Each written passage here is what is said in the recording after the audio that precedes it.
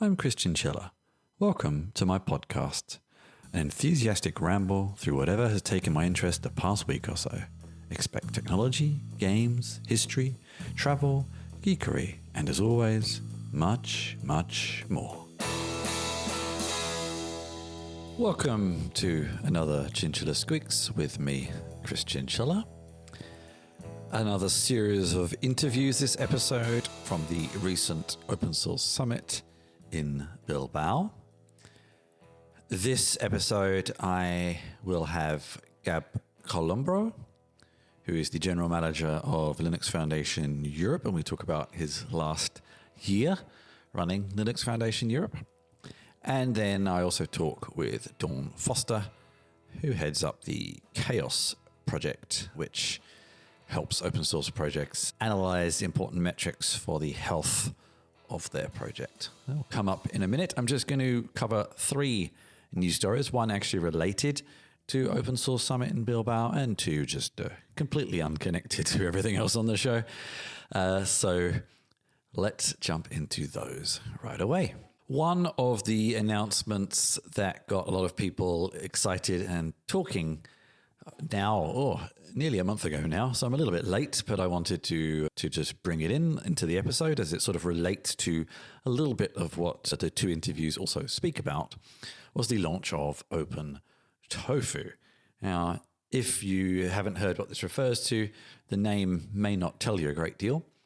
It cast your mind back a couple of months ago, and there was Terraform, the change of licensing behind Terraform from HashiCorp, which caused a lot of upset amongst its users, amongst the community, amongst other companies that kind of rely on it for their own business, etc., etc. And for a brief period of time, there was OpenTF, which was an open fork that was actively going to be maintained by the community around it. And then at Linux Foundation, it was announced, and then at OSS Summit, it was announced that the Linux Foundation was forming OpenTofu, bringing OpenTF into the Linux Foundation fold, kind of giving them the governance and the structure they need. The name caused some discussion. I don't know. I guess OpenTF couldn't really last because it's too close to Terraform, which could cause some issues in the future. Tofu, I don't exactly know where that came from. I have no real issue with it. I like tofu. I eat it a lot. Tofu is something that a lot of people add to other food to bring flavor, to bring taste, to bring texture, which is sort of what Terraform does. I think you could argue, maybe. I guess we'll have to stop calling it Terraform. I don't know. Do you have to create an open tofu file now? I'm not sure. That's something that maybe I'll dig into at a later date with more of some hands-on coverage. But that was one of the big announcements of the summit, and one I just wanted to make sure I sort of touched on. And it's been ticking along, I think, since. If we take a look at their progress and website right now, you can already see that their GitHub organization has gained a lot of followers. The community is quite active. There's a lot of discussions around office hours and discussions and how to switch to it, how to migrate from Terraform to OpenTofu, etc., etc. I kind of think this is possibly something a lot of people will end up doing unless they have existing contracts with HashiCorp and Terraform, etc., which can happen. I definitely know there are other quite famous projects that have switched from pure open source to pure open source to commercial models, and then people have wanted to switch to more pure open source alternatives, but it takes time, especially when you look at mission critical things like infrastructure, which is what Terraform/OpenTofu is.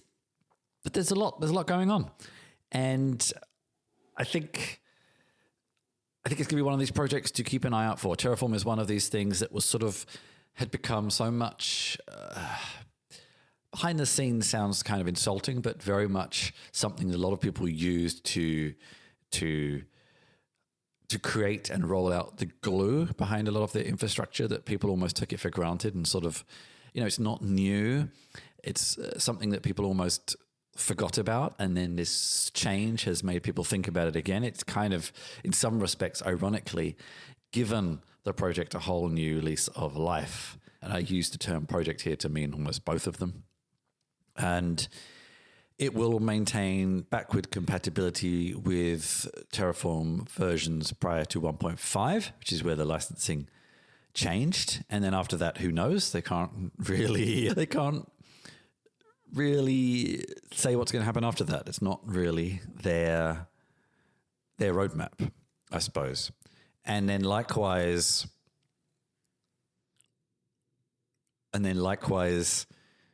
things that maybe people were asking for in Terraform may come to OpenTofu first because it's community contributions. And already they are announcing that some companies have pledged to pay for full-time engineers to work on OpenTofu. And that's 19 already, which is actually quite a lot. I can't imagine the people at HashiCorp were much greater than that. So it's kind of interesting in itself.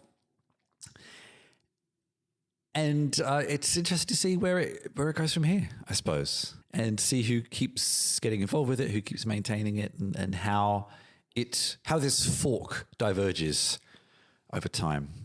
And I'm sure there's a pun about forking and tofu, but I think I'm just going to leave it alone because I could just ramble even more than I have already before losing you all completely. Another large kind of open source project announcement from Canonical. They seem to be making quite a few announcements recently.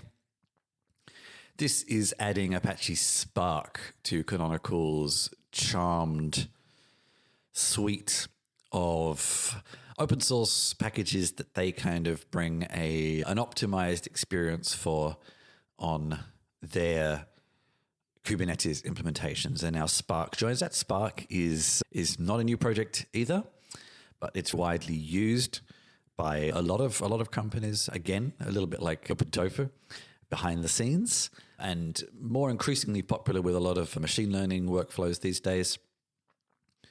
And it's all leading towards a Canonical Data Fabric suite of data processing solutions for all sizes of data. So this is kind of how Canonical makes its money with these service-supported packages like this.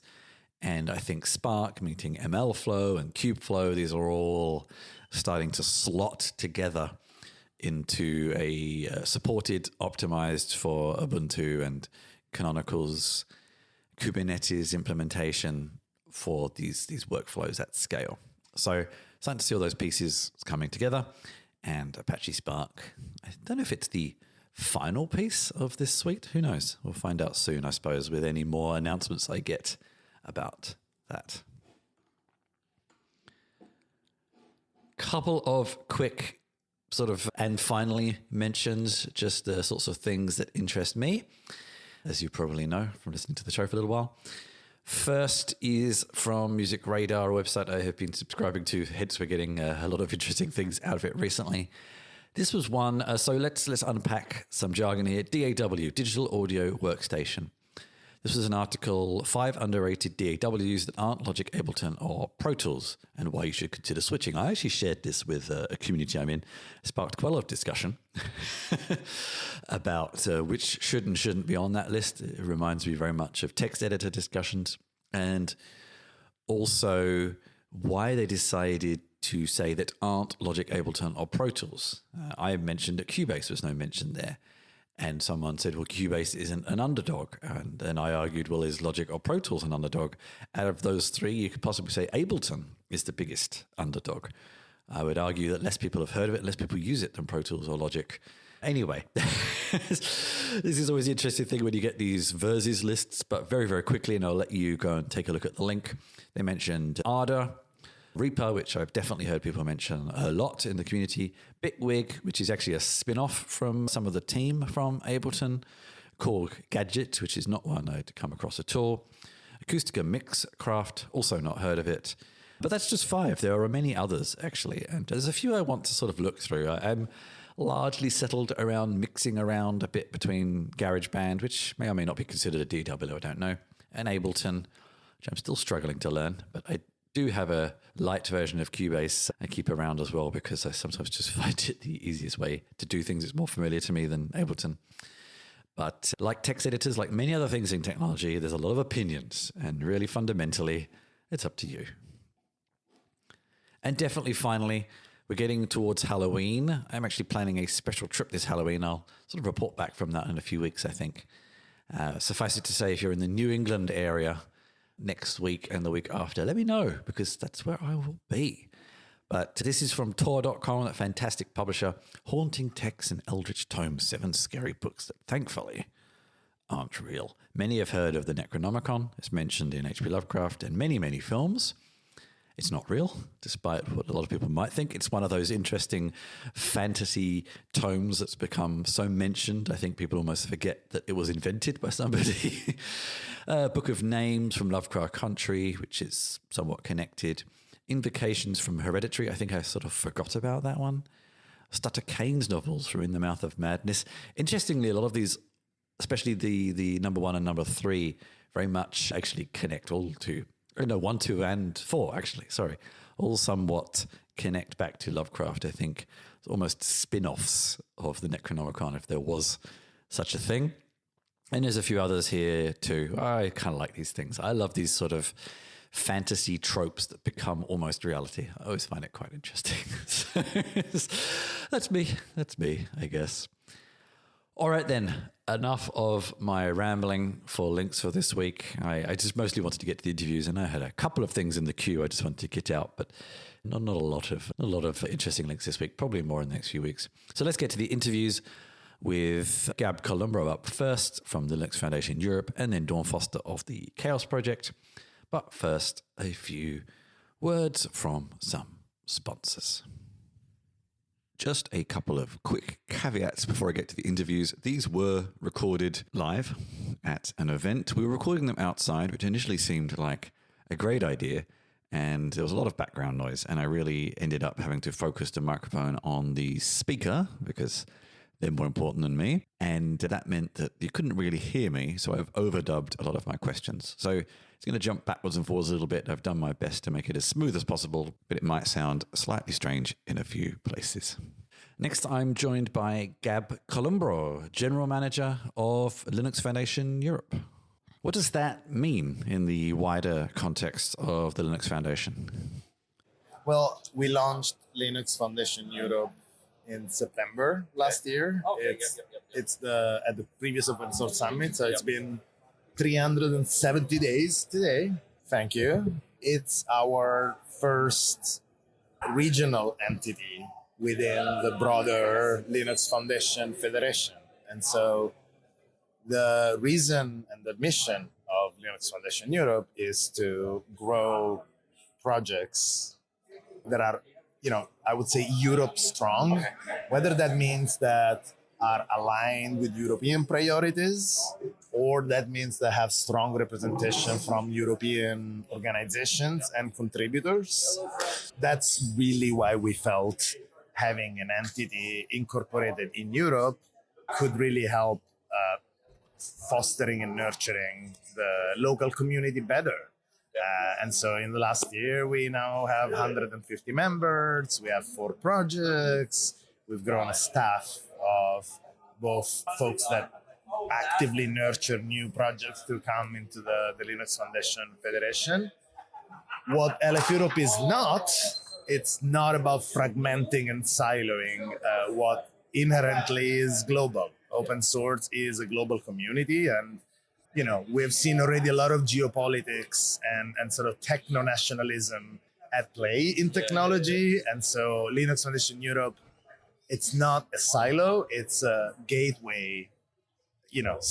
Our tagline is collaborate locally, innovate globally. What does that mean at a European level? I think there's often a misconception of what Europe is. It's more than one country, many more than one country. And that's not even including the countries that aren't in the European Union or are European in other ways. It's a really interesting question. So clearly we felt that Europe was the first region where we needed to have a dedicated entity, very much because of the supranational, overlay that the EU brings on nation states. So yes, it's 27 states, but with a unifying sort of set of regulations, set of priorities, set of IP rules as to how intellectual property flows across these organizations. Across these nations. Now, we are LF Europe. We're not LF EU. Yep. So that includes the UK, that includes Switzerland, that includes Eastern Europe. Definitely, we don't want to keep fragmenting again more and more the ecosystem, but certainly, the first year has seen us really focus on the EU and also on the differences of how you go about building projects in Europe versus, I live in California, and there is a very different approach to tech and to open source collaboration. And so, case in point is the engagement of the public sector. I think in the EU, we have participated to many grants. Open Wallet is very aligned with one of the projects of LF Europe, is very aligned with the European ID. So there's a lot of touch points, and I think I would say generally a stronger involvement of the public sector in Europe than in the US. How did you decide the projects and or companies that would be more attached to Linux Foundation Europe than the wider Linux Foundation? Really good question. We have, I think, a good range of these 4 projects that we now have in LF Europe, I think they're good archetypes of the different type of ways the projects will get into LF Europe. I'll give you a quick example. Open Wallet was a net new project that it's global in nature. I mean, digital wallets are nothing specific to a single region, but one of them was very aligned with the IDAS 2 regulation, which is the European ID. And so that was sort of, I would say, the spark that sort of got us into accelerating Open Wallet. But on the other hand, you're seeing, participation from the public sector in Europe, and we just announced Google and Microsoft joining it. So bringing together, think about it, the EU and big tech, it's kind of I think a big feat to actually collaborate in open source. So that's one. On the other hand, we recently announced Servo. Servo is a web engine based in Rust, 20,000 starts on GitHub. So pretty big project. And that was a project that was in LF US and was moved into LF Europe because the community thought there was more alignment with the priorities in Europe, with the need for optionality when it comes to the browsers market and the Digital Services Act that is coming down from the US. Yes, that's a second option, moving an existing project into LF Europe. And then honestly, there are also projects that are still in LF US, like LF Energy, but they're very Europe strong. And so we collaborate very much with them to help them grow their footprint even further in Europe. So, in the end, again, as I said before, we don't want to fragment. It's not a heavy partition. It's truly an overlay that allows, to maximize the potential to collaborate locally, but ultimately we always going to host global projects. In fact, our members, every company can be a member. It's not limited to just European members, to sort of that part of your question. Maybe it's a bit of a cliche, but how do you help these projects and companies balance that innovation versus regulation that can often be more common in Europe and European countries? No, I mean, look, I'm an Italian that lives in California. And so, I come from, I've been in Europe until I was 25, and I come from a certain cultural background, a certain view of the role that the government plays in our daily lives, which is certainly a bit of a heavier-handed role than you'd say in the US. But it helps maybe as a background. The way I came into the Linux Foundation 3 years ago is that I merged my own foundation into the LF, and my own foundation is called FINOS. It's the FinTech Open Source Foundation. We bring banks together to work on open source. And one of the things that I realized working in sort of this vertical foundation, especially in a highly regulated industry, was that actually our you know, paramount goal would be to get the regulators to also participate in the open collaboration. There are major advantages for regulators themselves in terms of transparency, in terms of efficiency of enforcement, in terms of almost finding a third way in this constant battle between regulation and deregulation. Well, maybe there is a way of making regulation efficient and not so burdensome. I think I was speaking with someone from Finos at one of the KubeCon receptions in the past, but maybe it was you. Could be. But because fintech and the financial sector is one of those areas that's kind of easier in Europe than the US in terms of accessing a market. You know, the Baltics have those things like sandboxes and things like that. Well, yeah, because of the regulation. Yeah, I don't want to go into necessarily political statement, and I think there are good points on the deregulation side and good points on the regulation side. But on a personal basis, as an Italian living in America, well, we can move money, just a simple example, we can move money in Europe instantaneously with an IBAN number that works across Europe, and it's instantaneous. In the US, I still have to wait 3 days for my money to be moved from one to another. And that's largely because of vendor lock-in of these institutions, which is not sort of regulated, standard is not mandated or regulated necessarily. And so I think, again, without going into should we regulate more, should we regulate less, basically I think open source, what I've learned in Finos, that open source could be a way that, hey, let's make regulation more efficient and less burdensome so that it becomes a known problem in a way, the amount of regulation that there is. Some of it seems to be with a lot of these banking as a service companies. There's so many here in Europe now, I almost lose track of them, and they're often behind some of the other companies you might have heard of, like N26, for example, et cetera, et cetera. They don't make anything themselves. They just buy it off the shelf from other suppliers. Absolutely. Absolutely. And I see some similarities again between my, I don't want to say that every industry in Europe is as regulated as the financial services, because they're still more regulated than others. But certainly when you look at it from the standpoint of the US,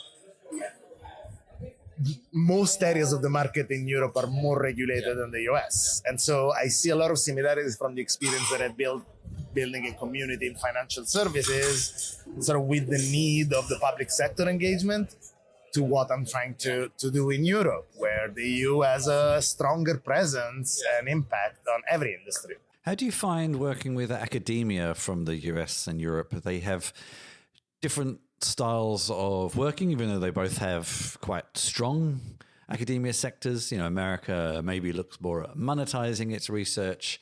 European countries do different things depending on the country. Do you do much interaction with academia? I would say it's one of the big, from the Finos side, is one of the big goals that we haven't necessarily tapped into. But yeah, from a Linux Foundation standpoint, broadly, and not specifically LF Europe, we haven't started engaging with academia. But, I grew up thinking, one of the reasons I fell in love with open source is because I think it's, especially from someone that had to study on proprietary technologies and learn Microsoft Office and Microsoft Access, I actually think open source is one of the best educational tools that can ever be. And if we taught open source better. You sparked a memory in my head. I don't know if this part of the world is part of your remit or not, but I spent a bit of time at some events in the Balkans, and obviously Croatia's in the EU, but I was at an event in Albania as a very big open source event, and a lot of people there were really into using Linux, and they'd have these Microsoft-sponsored labs, but most of the people had actually ended up installing Linux on top of them instead and preferred using it with that. Amazing. That's beautiful. That's beautiful. Look, I think that has changed over time. Like, we're starting to see, Microsoft itself, it's not the Microsoft of when we were growing up, now they're the biggest contributor in open source ever. So look, I think the Linux Foundation, especially, I think there are a couple of areas that we really interact with the academic community. Every single of our conferences has, what do you call it? Sort of student and interns grant for travel funding and participating and joining the conferences. The other big push for us has been open source security. Yes. Part of the remit of OpenSSF has been to make sure that software security is embedded in the curriculums of universities around in Europe and in the US. I mean, it's certainly something that is not as prevalent as you think it would be. In computer science, there's not a major focus on secure software development. It's always generally on the operational side, not shifting left towards teaching secure coding practices to developers, like building in security while you are building an application. It's always like, oh, developers are going to build, and then the sysadmins or the DevOps are going to secure it. I think over the past few KubeCons, there's been a lot of discussion around software secure supply chain and SBOMs and these sorts of solutions, and whether organizations like the European Union are going to start regulating and mandating that anytime soon. We are seeing a very different approach between the US and Europe when it comes to cybersecurity. In Europe, we are very concerned about the Cyber Resilience Act, not because of its goals. The goals make a lot of sense, but because it's putting liability on open source maintainers and open source foundations, and that has really the potential of undermining open source in Europe effectively, as well as just undermining the value exchange pattern that we're used to. The open source is provided as is. That said, in the Cyber Resilience Act, there is they say that they will then set standards as to what it means to be secure and how you ship software. And so, I certainly think SBOMs are going to end up being, I don't know whether it be mandated, but certainly SBOMs it's a strongly, it's a big component of that.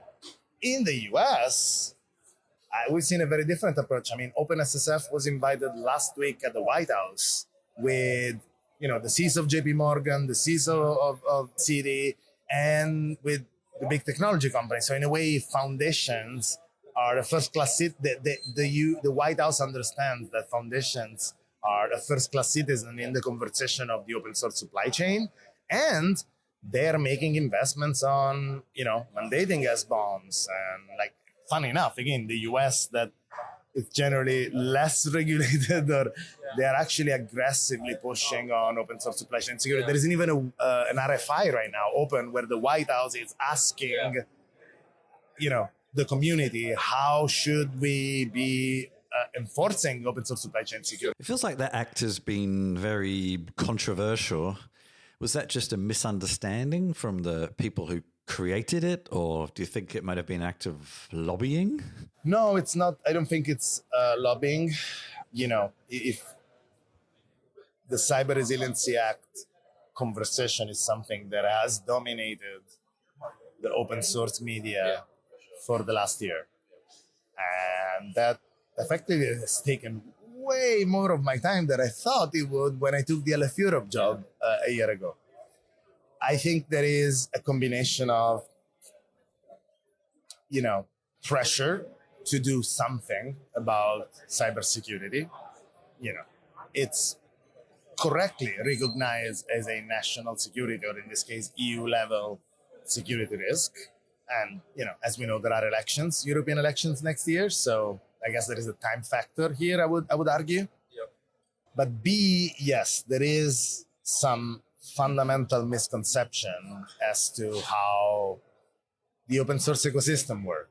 Yeah. The CRA is built and designed for unidirectional physical product like type supply chains where, a company has a factory that produces a product and puts it into the market and then sells it, and then, has liability for that product. That is not how software is shipped nowadays, especially if we start from the I wouldn't even say assumption, but data that tells us that 70, 80, 90% of software that is shipped is open source. And so there is this massive web of interconnected set of dependencies where you have individual maintainers involved that work as hobbyists, so they're paid, and then you have foundations, and so I mean, I don't blame the EU, but there's certainly a misconception as to who should hold the liability. It's not the producers, it's who puts the product into the market. And right now the CRA, it's not very clear into the definition of what it means to put a product into the market. Is putting a project on GitHub, putting it into the market? It's deploying a package on Maven Central on NPM, putting it in market. Is GitHub liable because it's is hosting a project that it's in the market? There's been improvements in the CRA throughout the year, but today we launched a campaign, Fix the CRA. There's been a lot of changes in the past 6 months to 12 months around open source. Things changing. I'm going to actually go more general than that. Also, we've seen changes to funding, changing the way that companies who are interacting with open source are working, that kind of thing. So how do you feel about the current state of open source? Well, look, so I'll touch on the 2 points that you made, and then I'll sort of answer the broader question. And I tried to make that point on stage today. So on the funding side, honestly, I don't know that I would single out open source or even technology as a particular area where funding went down. It's just been part of the broader,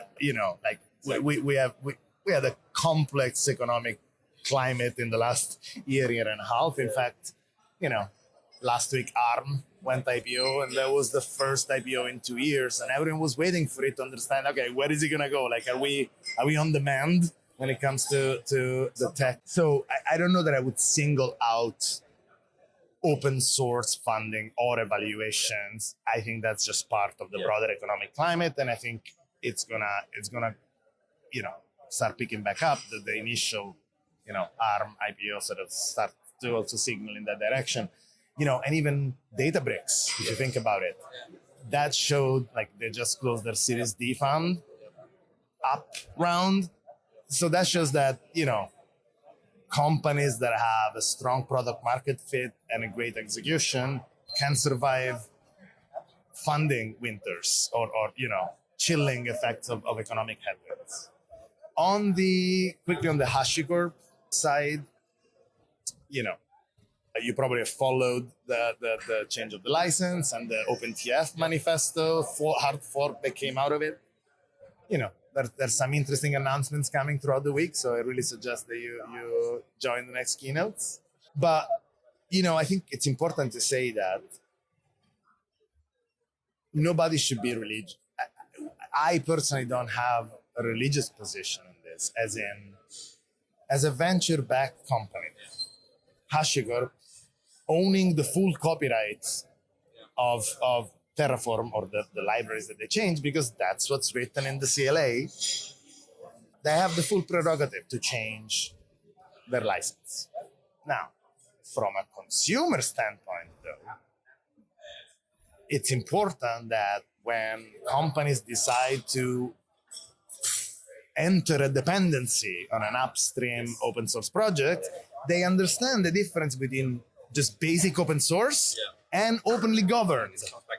And those are very different. But even just the fact that no single company, like projects that's, besides everything else that we do, the base layer and value of each open source foundation, not just the Linux Foundation, Apache is the same, Eclipse is the same, is making sure that no single entity owns the trademark, the copyrights, and everything around IP around a single project. Because, again, I'm sure there's going to be plenty of companies that continue to use HashiCorp, and I have no reason to say that HashiCorp is going to fail as a company because of this. But the consumers need to go into this with eyes open and make a risk-based decision. That's sort of my position on that. Exactly. And so it's open source. I mean, there's still a lot of open washing out there. And I'm not saying that HashiCorp is. And so just finally closing on your question, I try to tell people on stage just to close, it's like, hey, you've heard about a lot of challenges today. You've heard about the CRA. You've heard about, the open governance, HashiCorp situation. You've heard about open source sustainability in the supply chain. But guess what? I mean, every year there is a new challenge in open source. And it's because open source is everywhere and it's so critical. And, I try to send an uplifting message. I think with open source and AI, if you think about it, like we are entering a whole new phase and it's exciting. That's why we're all here. Let's end on a positive note. What are some of your favorite Europe-based open source projects and things at the moment? Okay, so I would say I have to plug the LF Europe one, which is Open Wallet Foundation. It's the best, sort of, from my perspective, epitome of why LF Europe exists. Because in so many ways, it is a global project. It brings in industry participants, like multi-industries, by the way, because again, this is not just about wallet as in payments and transaction. It's identity, it's credentials, it's, car keys, it's your COVID pass, it's, really truly cross-industry. And so you have Visa, you have Deutsche Telekom, you have sort of really good cross-industry representation. But on the other hand, has a government advisory council, so it's very aligned with the public sector. And, having recently announced Google, one of the two major wallet providers buying into the idea of an open wallet where the data resides with the user, in a post-surveillance capitalism era, I think it sends a really strong message, like industries, big tech, and governments collaborating on something that ultimately it's so important to individuals. I think that's beautiful. I would be remiss if I didn't talk about Mastodon, just because it was funded out of the NGI projects, Horizon projects early in the day. That's how it originally started. And so,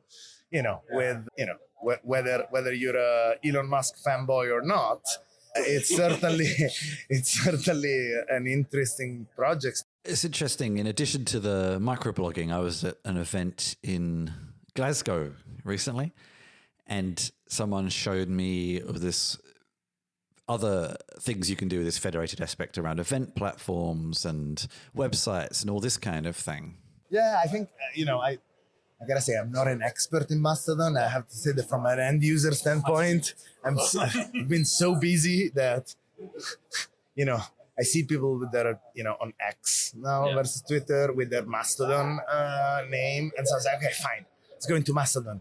And then I go sign up and say, which server? It's like, okay, I can't choose. I'll try tomorrow. Just too much choice for an end user. No, but kidding aside, I think the third one, just kind of to go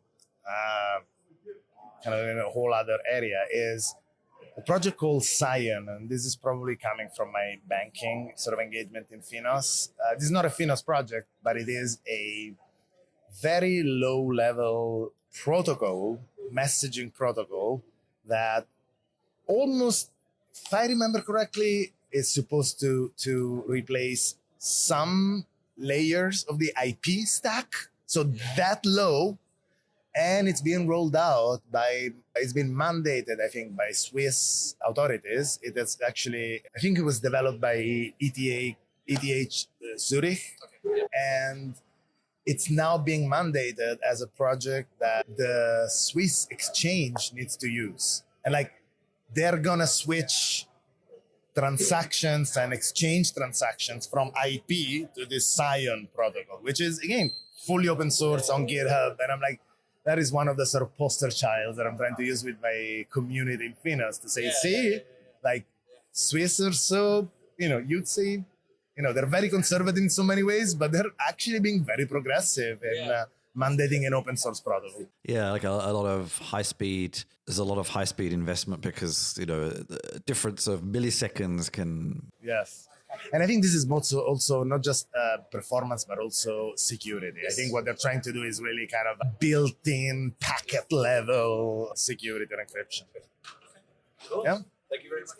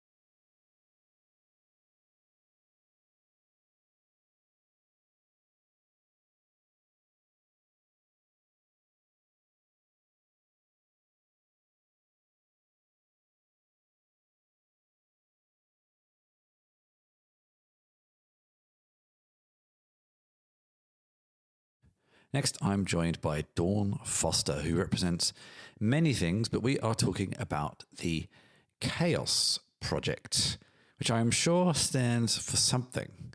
What does that actually stand for? It does indeed. It stands for the Community Health Analytics for Open Source Software. I think that they came up with the acronym, or they came up with it so that the acronym would have a cool name. Is it also a little bit about getting chaos in and out of open source projects, that kind of thing? Giving agendas and priorities, et cetera, et cetera? Yeah, exactly.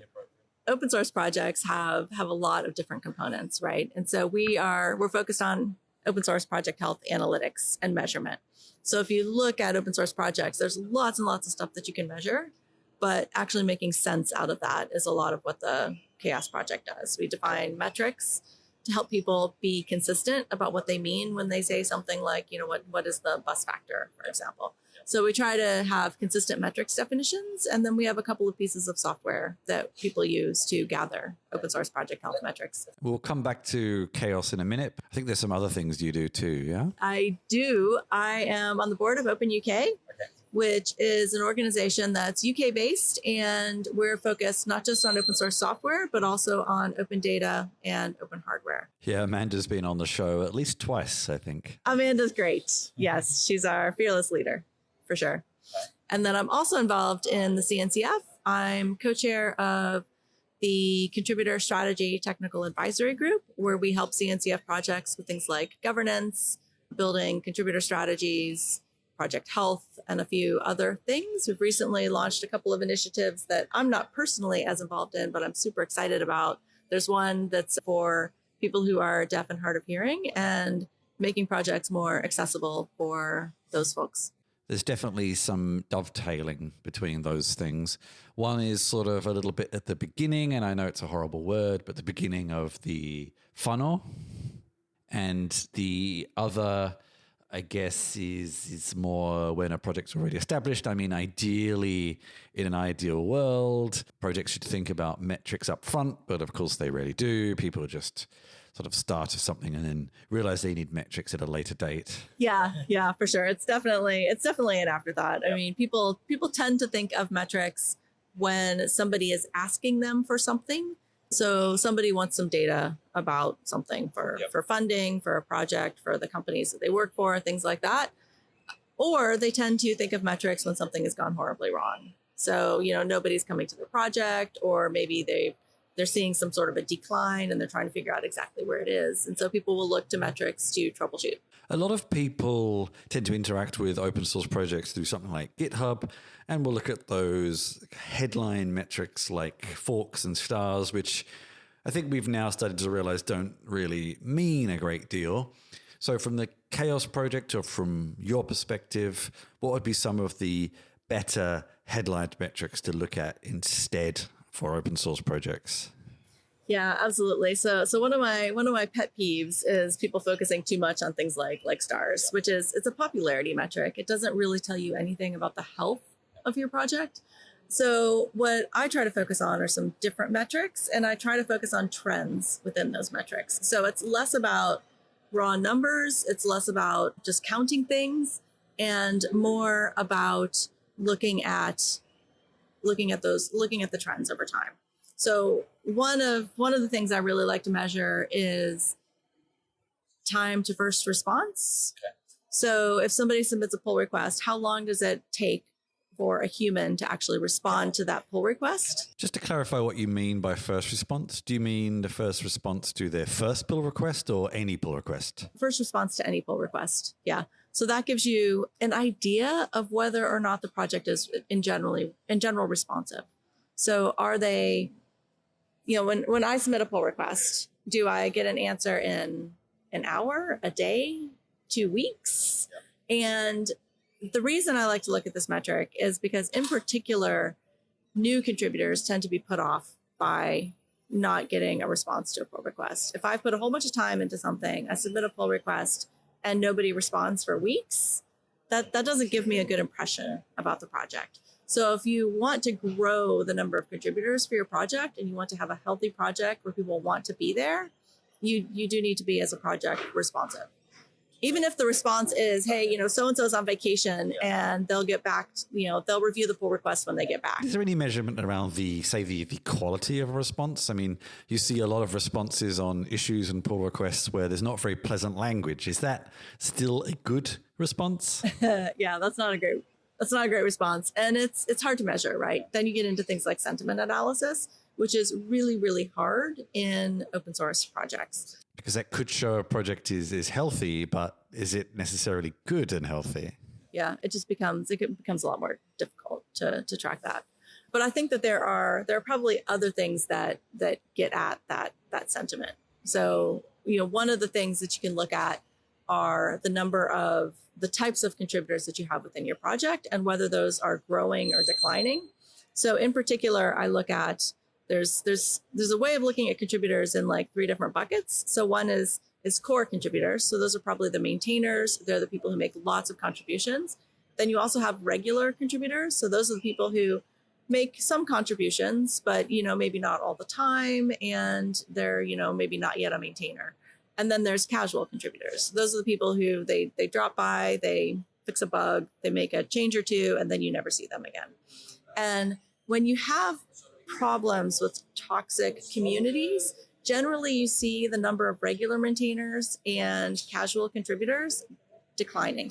Regular contributors and casual contributors declining, because usually that toxic bit is in the core contributors, because you don't put up with it in a project otherwise. And so you generally see, if there are toxic behaviors within the community, you'll generally see a decline in certain types of contributors. And just remind me, the C, does it stand for contributor or community in chaos? Community. Yeah, no. So we're actually not, so let's redefine contributor. So when I think of contributor, I define that, and within the Chaos project, we define that as all types of contributions to projects, not just code contributions. So documentation, it's typically not users, but it's people who are contributing documentation, who are community managers, who are doing marketing, doing presentations at events. So in some cases, those could be users. My first experiences and forays into open source were through the Drupal project. And at the time, I'm not sure if they ever implemented it after that, but at the time, they were always talking about how they could track those non-code contributions. Has that got better? Has that improved in recent years? It depends. Tracking those other types of contributors can be really difficult. One of the ways that I've seen it work successfully, and this is in part how Kubernetes tends to do it, along with some other CNCF projects, which is they run a lot of that stuff still through GitHub. So they track a lot of it as issues. So you can track lots of different types of contributions as an issue. So you create an issue, to do some like marketing campaign, or to have, certain types of maybe communications within the project or certain community manager tasks. And so you can create issues around all of those. And then they do get tracked in a way that you can measure them. But there's also loads of things that you just can't really measure, and you just kind of have to talk to people and find out what people are doing and take that into account in other ways.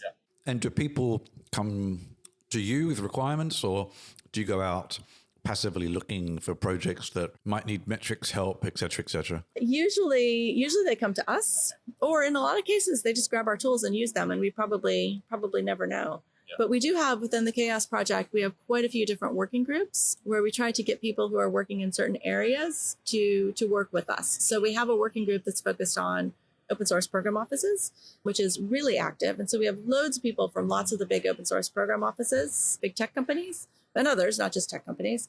But we meet every other week and we talk about things that are relevant to them, maybe some gaps in the metrics, ways that they can measure things and different approaches. And we have really interesting conversations around that. And then we also have another one that's focused on universities and scientific software. So a lot of universities are spinning up open source program offices. And in a lot of cases, those are very different because they're maybe a little more research based. And the problems that universities face when it comes to open source, or the challenges, are just completely different than in a corporate setting. So we also talk to that group a lot. And so again, that group meets about every other week. That leads to some discussions about things that are open but are not traditional software projects.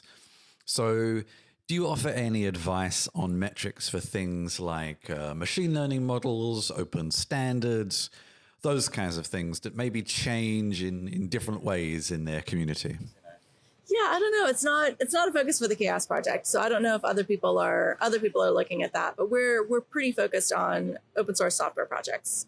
Yeah, that's one of the things that we see in the CNCF, because we have a couple of projects that are more standards, effectively specifications. And and how you look at the success of a specification is very different than how you look at the success of an open source software project. So what are some of the other metrics you like to look at? Yeah, one of the other ones I really like to look at is change request closure ratio. So change request is basically a generic term for pull request, because because what you don't want to see is a backlog of neglected pull requests, because that shows that people aren't necessarily keeping up with the project, or maybe aren't being honest with contributors about whether or not their pull request is going to be merged. So one of the things I look at that as a trend. So how is that changing over time? And I look for projects depending on the size of the project. If it's a big project, they'll have more open pull requests. If it's a smaller project, they can probably keep up better. But I look at the trend to see if they are closing about as many pull requests as they have open in any particular month. Now, it won't be all of them. There'll be some gap between the total and the number that were closed.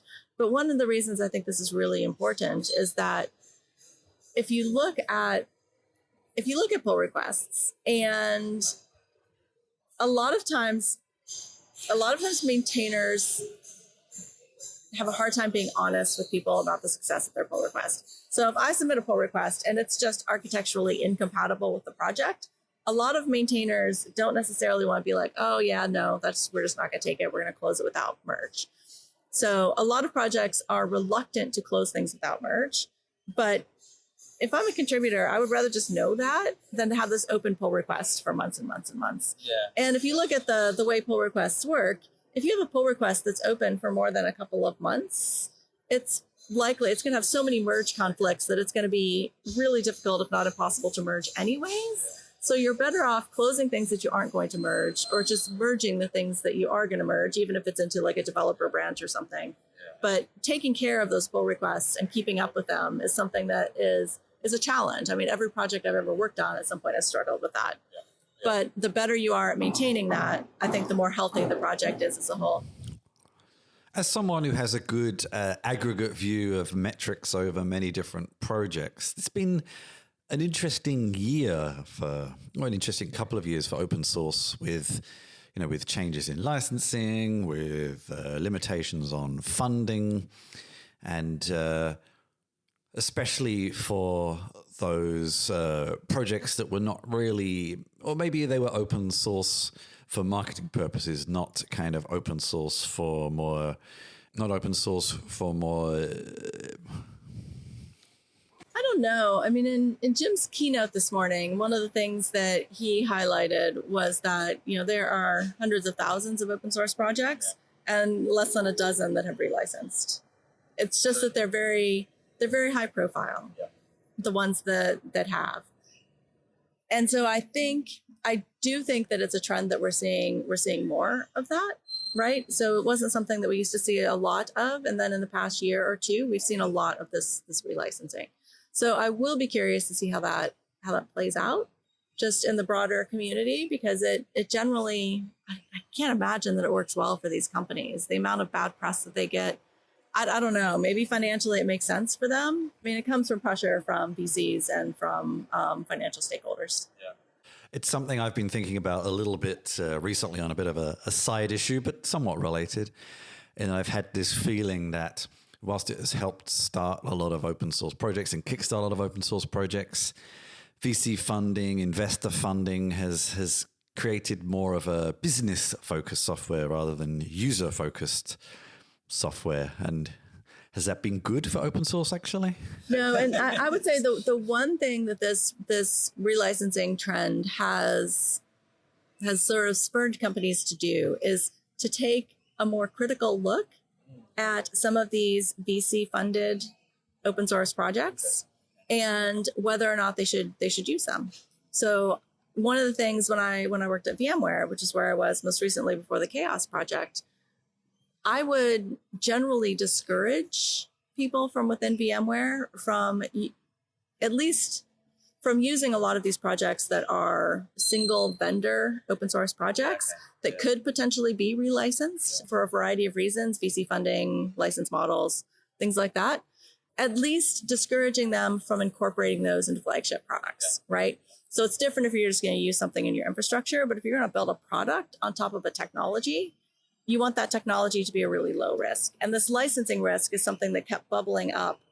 So when you look at that, you also look at it in the context of the governance. Which leads directly to the metrics, of course. If it's the same 5 people all the time. Yeah, and it's the same 5 people that work at that same company. It's a big risk for a company, especially, a big company, to build something on top of those technologies, because at any point, the company could relicense that technology like what Elastic did. They could decide that it's strategically not important for them anymore and pull all of their developers off of it, in which case, unless there's a big community or ecosystem around it, the project's likely going to die on the vine. And so there are a lot of risks that you take when you support those projects. The other extreme of that are these projects that are just one person, and sometimes these very key projects like curl, which is used by so many things, and also OpenSSL. There was news around this in the past. And if that's one highly engaged person, is it necessarily any better than those company, basically in a house company open source projects? No, that's not any better, actually. And that's another key metric that I look at, which is a metric that within the Chaos project, we've called it bus factor, which is the most common name. That's a little macabre. So I tend to think of it as like lottery factor. So if that person won the lottery and retired on a beach. Yes. Like the buzz factor. Oh, no. Bus factor, which is a little grim. So won the lottery, retired on a beach. What happens? What happens to that project? Some of them do. Like, it's funny. You talk to people about this metric, and they're like, "But I would still do it." Yes, I know you would, but not everyone. But yeah, so I look at that, and so there are kind of 4 metrics that I start with when I'm looking at project health for a project, and bus factor is one of them. So I look at who's making the most of the contributions. And if it's that one person who's making 75% of the contributions, then that's probably not a very healthy project. And the reason I like this metric is because it does help you assess the risk, but it also, in addition to that, helps projects maybe see up and coming contributors who are maybe there's this one person who's contributing maybe making 10% of the contributions, maybe they should be a maintainer if they're not already. So it does two things. It shows you the risk and where the potential problems are, but it also does that in the context of how a project can also make that better for themselves. There are some pretty famous, long-established open source projects that people would probably like to contribute to more, but either the barrier entry to just actively contributing is very high, or the barrier to understanding the complexity of the project itself is quite high. So, they end up having probably what looks like quite poor metrics, even though the project is pretty well established and healthy. I do think that's a problem for some projects. It's interesting because so much of what we do now has moved into the GitHub ecosystem, and newer, younger developers who are just coming in, people who are just coming into the field, not necessarily younger, but newer developers, they're kind of used to working in a certain way. And it's a little more social. It's GitHub. It's, everything's kind of online. It's Slack. And then you look at the Linux kernel community, and one of the reasons they've had so many problems, I think, getting newer contributors on board is because it's just a very different way of working. And if you look now, this is especially like the younger population really doesn't do email. And so you're asking them to contribute to an open source project that's based entirely on email. And it's a big barrier to entry for a lot of people. And there are, no, exactly. And to be fair, like the kernel knows that this is an issue, and there are good technical reasons why they're not on GitHub. But it does increase the barrier to entry for those projects. So far, we've talked a lot about the sorts of metrics we could track and keep an eye on. But what are some of the tools that you've mentioned that you help maintain? What are they? Yeah, so we have two primary tools that are solely within the Chaos project. So we have Grimoire Lab, which is the one that a lot of people know. It's maintained mostly by folks at a company called Liturgia that are based out of Madrid. They are right down on the show floor here. Yeah, so they maintain Grimoire Lab, which is based on, it's an open source database with an older fork of Kibana as kind of the dashboard. So they had forked Kibana before it was cool to fork Kibana, like before the license changed. This is years and years and years ago.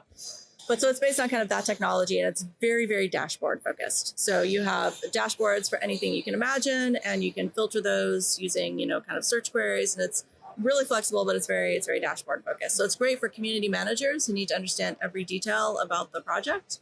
And then we have another tool called Augur, which is on the back end is a Postgres database, and it tends to be used more by data scientists, so people like me. It's used a lot by people who need a lot of scale. So Grimoire Lab scales to a couple thousand repositories, maybe at the top end. Augur scales to tens of thousands of repositories. But Augur is focused on repository data, and Grimoire Lab also has things like Slack and mailing lists and IRC and all sorts of other data sources, which is why it doesn't scale to as many repositories, because it's just a lot more data. So just two very different pieces of software in there. Oh, and there's one more piece of software that I want to mention, which is not officially a Chaos project, but they work really, really closely with us, and they've implemented a lot of our metrics models. So Chaos has metrics definitions, and then we have collections of metrics definitions that we call models, which are, if you want to look at, we have a starter project health metrics model, which has 4 metrics in it. It's like, how do you get started measuring project health? And so it's OSS Compass. And it's another open source project that happens to implement a lot of Chaos metrics. They work really closely with us. They're not officially a Chaos project, but they're sort of a tool that's a friend of Chaos. Does it also connect to Discord? 'Cause I know a lot of projects seem to be using that these days for their community communications, which I've never completely understood why, but there we go. So Grimoire Lab connects to lots of different data sources. So that one is a lot more flexible. Augur is mostly Git data, so GitLab, GitHub, regular Git repositories. So it's a little more Git focused, and then Grimoire Lab is a little broader, which is why it's better for community managers, because they want to get a full picture of what's going on. And I would say it's probably Probably not something you would implement if you're just looking at one repository, because you could just look at that repository and kind of get a sense for a lot of the metrics. And the reality is the tools that we have are a little bit harder to use. We do have sort of cloud interfaces for some of these. So Grimoire Lab has Cauldron, which is cauldron.io, which is a kind of a hosted instance of it, with limited functionality. Augur has something similar. There's an 8-knot front end that is maintained by some folks over at Red Hat. And you can use that just online, and you can look at a single repository in that. But you wouldn't want to install Augur or Grimoire Lab for just a single repository. But you could use some of these online tools. And sorry, a supplemental one for those tools that do the aggregation of different data sources. Is there any form of correlation so people can see, oh, this is the same person on Slack, on GitHub, for example, et cetera, so they know it's the same engagement point with their project? Yeah, so it's less of a problem in Augur because it's just Git data, so you don't have as much overlap. But in Grimoire Lab, there's actually a tool that's part of the Grimoire Lab suite called Sorting Hat, which you see a theme here. But the way it works is that you run it and it does a lot of automated matching. So it looks for, like name matches and similar email addresses. And it looks for a bunch of different things to try to decide if these two profiles are actually the same person. And then you can also do that manually within the same tool. So you can run it, and then you realize, oh, it didn't match this person, and I know they're the same as this person over here, so I'll just manually match those up. You may have inadvertently answered the first part of my next question, and that was, when does a project know it needs to scale to using something and then move to other tools and add other tools, for example? When in a project's journey does it know it needs to start tracking these sorts of metrics? And then how easy is it to start connecting up all these sources of information they may then have at that point to get meaningful metrics out of all of those different sources? Yeah, it's an interesting question. So within the Chaos Project, we really just created this new director of data science position that I'm in. So it's relatively new. And there are a lot of things that I want to accomplish over the next 6 to 12 months. And there are things like, right now, one of the things that I have open is a survey about the challenges that people face when they're using our software. Yep. So I'm trying to better understand what the barriers are and work with the software teams to see if we can fix those and make it easier for people to use our software. I'm also trying to work on better positioning for our software so that if I'm coming into the Chaos Project, right now we have a page that lists a whole bunch of features. It was like, if you want to use our software, here they are. But there's not really good, like if you're this type of person looking for this type of data, you might be better off with this tool. And if you're this type of person looking for this type of data, you might be better off with the other one. So I'm working with the two projects to try and harmonize that so that we can provide better guidance for people. And that's really what this position was designed to do, is to provide better guidance, because the Chaos Project as a whole historically has very deliberately been hands-off when it comes to interpretation of metrics. So we give you piles of metrics, we give you tools where you can collect those piles of metrics, but you're on your own. Like, figure it out yourself. And that doesn't work for people because it's a pile of metrics and they don't know what to do with it. And so they get overwhelmed, they don't know where to start. So most of my work over the next year is going to be focused on that. So the software positioning is a piece of it, working on some guides, how to interpret metrics, because it is different for every project. There's no one size fits all. I can't say if this is going up, that means this. It's if this is going up, it might mean this, unless this other thing is going down, in which case it might mean something else. And so I want to put together some guides to help people figure out how to interpret these metrics. I think one of the biggest examples of an open source project for me in this is something like Homebrew, which it functions by opening and closing a lot of pull requests almost automatically. So it has a large amount of metrics that will mean something very different from another project. Yeah, so that's the thing. This is where you have to actually understand the project that you're working with and understand how to interpret the data that you're seeing. So Sophia Vargas, she's within the Chaos Project. She works as a data scientist at Google. And she was doing a bunch of research on Kubernetes. And there was some stuff in the data that she was like, this just makes no sense. I don't see how this could be possible. But she tried to like figure it out with the data. And finally, she just went to talk to some Kubernetes developers. And they were like, oh, we've got a bot for that. That's why you see this weird behavior, because it's all done by a bot. Like, why are our pull requests only open for our issues only open for 3 months? Oh, because we have a bot that marks them as stale and closes them after a certain period of time. And so she was seeing these things in the data that just didn't make any sense. And for that project, you wouldn't necessarily look at the data in the same way that you'd look at a project that doesn't have the same sort of bot infrastructure. I think there's so many more things we could have dug into, but thank you very much for joining me. Yeah, thank you so much for having me. And that was my interviews with Gab and with Dawn. I don't think I have a tremendous amount to update you on since last week. I tell a lie. I updated my video for Run Me on YouTube. I replaced the live version I did a little while ago with an edited version, actually at the request of the creators of Run Me. Correcting a few things, learning a few things, tweaking a few things, and they made a lot of changes to it over the past few months as well.